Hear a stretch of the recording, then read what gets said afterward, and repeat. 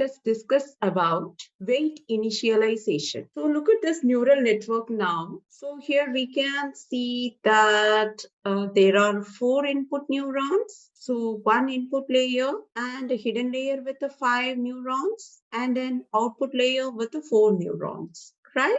So here, how do we choose initial weights? How do we choose initial weights here? What happens when weight is used as 0 in the initial stage, right? So that is really an important question, right? So let us understand this one. Actually, here you can see that there will be 5 rows, right? 5 rows and 4 columns, right? So this will lead to 20, and so that we will get 5 bias, right? So similarly here you can see that 4 rows and 5 columns, yeah, right? So here again we will be getting 20, right? And then here again the bias will get added, clear? So this is how the neural network works, right? So here my question is that, can I use weight as 0? Can I initialize the weights as 0 in a neural network? So if you ask me a question, I'll say that it is not a very good idea because in back propagation, then we should push all the weights in the same direction. Then the network will jump. So no learning asymmetric, no learning happens, right? So this is really a tedious task, right? Because we should actually identify the weight initialization part, right? Right. So now let us discuss about these points, right? So here you can see that how to initialize the weights, how the weights can be initialized, right? So we are going to discuss on 2 points now. So the first one is about zero initialization and the second one is about random initialization, right? So what happens when you initialize at 0? As we discussed, the biases are initialized with 0 and weights are initialized with random numbers. What if weights are initialized with a 0, right? So this is the question I'm asking from the beginning. If all the weights are initialized with a 0, then the derivative with respect to the loss function is the same for every weight. And thus all the weights will have the same value in the subsequent iterations, right? So that all the hidden units become symmetric and continues for all the iterations.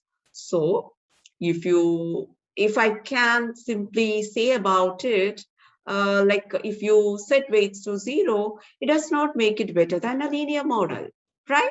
So the important thing to keep in mind is that biases have no effect whatsoever when initialized with a 0.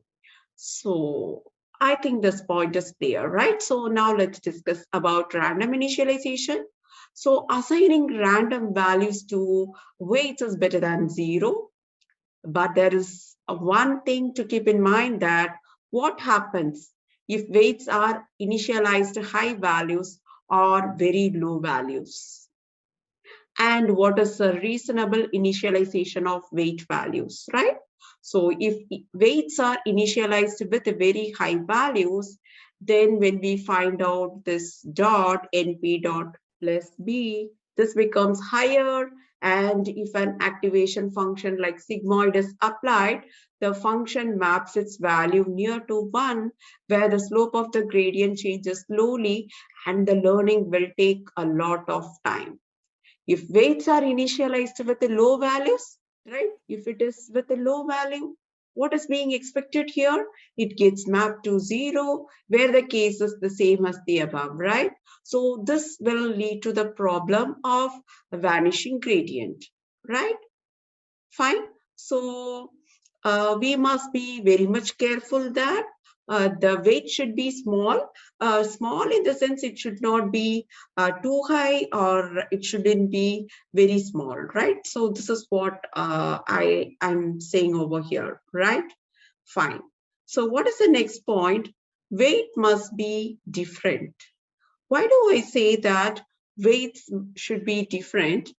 Just imagine that I'm giving the same weights to all the cases, right? If weights are being the same, what we can expect again, the same behavior we can expect with all the neurons.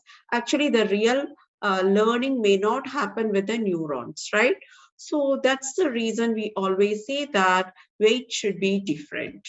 The third point, you have to keep it in your mind that weight should have the variance, right? So again, it goes with the second point, right?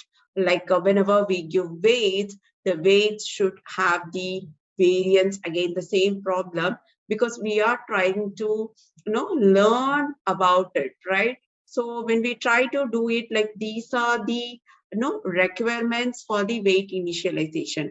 It should be small, it should not be the same, and then it should have the variance, right? Fine. So whenever you initialize your weights randomly, the values are probably close to zero, given the probability distributions with which they are initialized. So the optimization essentially changes the optimizations in the downstream layers, which means the ones closer to the output.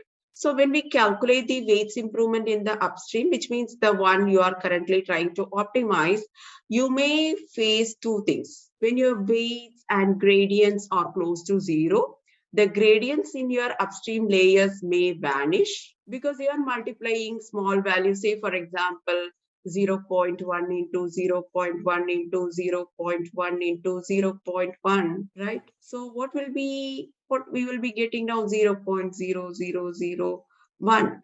So it's going to be difficult to find out optimum since our upstream layers learn slowly, right?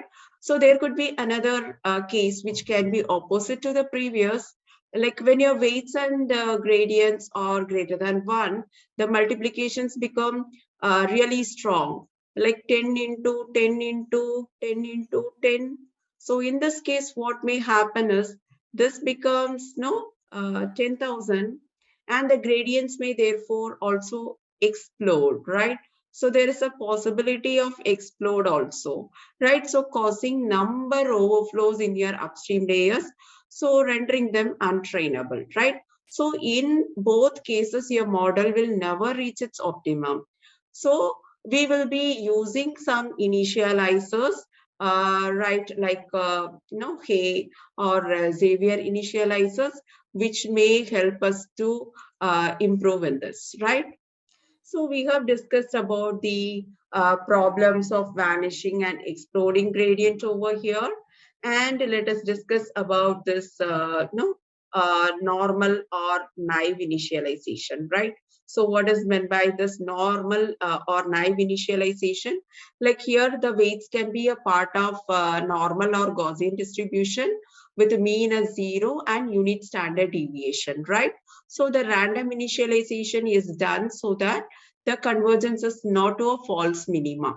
So what do we say over here? Mean is 0 and the standard deviation can be a small number, but it belongs to normal distribution. When we talk about uniform initialization, here the weights belong to uniform distribution in range A, comma B, right? So here that is the difference, right? So this is uniform. It could be in the uniform range, and in the previous case, we have seen that it was in the normal distribution, right? Then we discuss about He distribution, right? So when we talk about not He, actually He, right?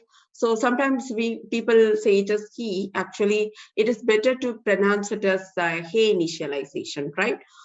So in case your network is Relu activated, and He initialization could be one of the method to bring the variance of the outputs. I mean, the optimum, good output, right? So, like here, this is actually little different from Xavier initialization, right? Here you can see that when using activation functions that were zero centered, and it has output range between -1, 1 for activation functions like tan h, activation outputs were having mean of 0 and standard deviation 1 average wise. So in case if ReLU is used instead of tan h, it's observed that on average it has standard deviation 2, very close to square root of 2 divided by input connections, right? So this is about Hay initialization, right? So this is basically about ReLU, right? And if you differentiate ReLU, this is what we get, right? Fine, right? So the next one, what we are going to discuss is about Xavier initialization, right? So here, what we can understand about Xavier initialization is, so in Xavier initialization, what we can understand is it is also almost similar to Hay initialization, but it is used for tan H activation function. And in the previous one, we have seen, right? We have seen 2, right, in the formula. But here it is being replaced with a 1, right? So these methods actually serve as a good starting points for initialization and mitigate the chances of exploding or vanishing gradients, right? So they set the weights neither too much bigger than 1 nor too much less than 1. So the gradients do not vanish or explode too quickly. So they help avoid slow convergence, also ensuring that we do not keep oscillating off the minima, right?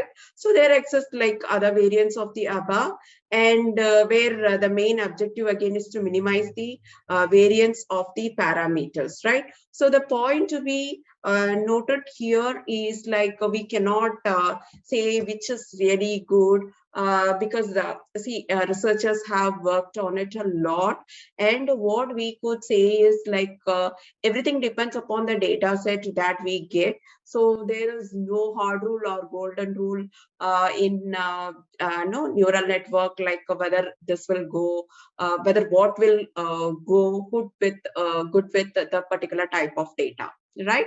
So this weight initialization should be done randomly, but when you do it randomly, you must be very much careful with those 3 points what we discussed, right? So whenever the weights are initialized, it must be small, it should not be the same, and the weight should have variance, right? So these are the 3 important points we have to keep it in our mind.